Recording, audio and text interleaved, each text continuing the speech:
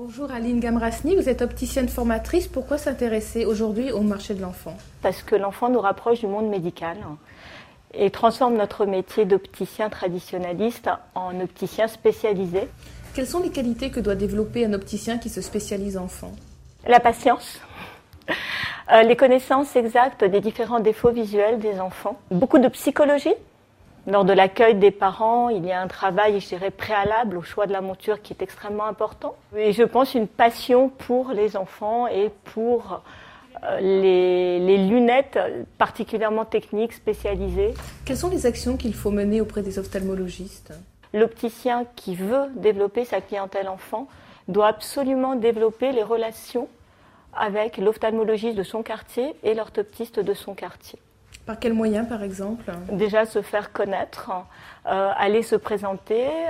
Grâce à certains fabricants de lunettes comme Logo, par exemple, ils peuvent, à l'aide des commerciaux que Logo met en place, se faire connaître directement et ensuite aller se présenter et dire voilà, quelqu'un est venu vous voir du fabricant Logo, il vous a présenté des montures, ces montures sont dans mon magasin. Je suis donc susceptible d'équiper correctement les enfants que vous m'enverrez. Combien dure justement la formation? La formation que nous avons mis en place dure une journée, voire 2 journées. C'est sûr, ça ne suffit pas, mais au moins on va pouvoir leur donner, je dirais, l'essentiel de ce qu'il faut connaître pour adapter correctement un enfant.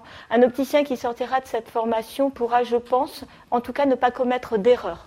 Comment ça se passe dans le magasin? Est-ce qu'on nomme une personne qui est responsable ou il faut impliquer toute l'équipe du magasin? Je pense qu'un opticien par magasin, c'est suffisant. Vous pouvez mettre en place des rendez-vous avec les parents et si cet opticien n'est pas forcément là tous les jours, le travail pourra se faire quand même. Et les parents comprennent très bien. Vous avez parlé du label Petite Enfance et des corners enfants développés par Logo. Quels sont les intérêts pour un opticien de s'implanter sur ce secteur? L'intérêt pour l'opticien, pour ma part, me paraît évident. Il va se retrouver avec une mise en place de modèles, je dirais pour les 0-6 ans, qui vont être avec ne serait-ce que 3 marques, Winnie, Princesse, Bambou. Ils pourront adapter presque 90% des enfants. Maintenant, je pense que ce n'est pas suffisant. Ce que je veux dire, c'est que Logo ne peut pas suffire à un véritable espace enfant, mais je ne crois pas que ce soit la volonté de Logo non plus d'être uniquement Logo lorsque vous allez avoir un espace enfant. Le problème des opticiens traditionnels, c'est qu'ils ne peuvent pas avoir un stock qui dort.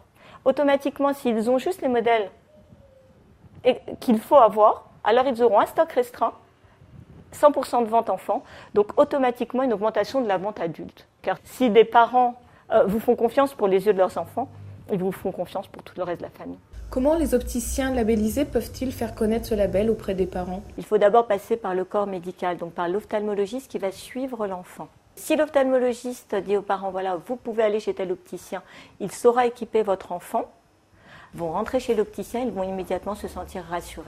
Merci Aline.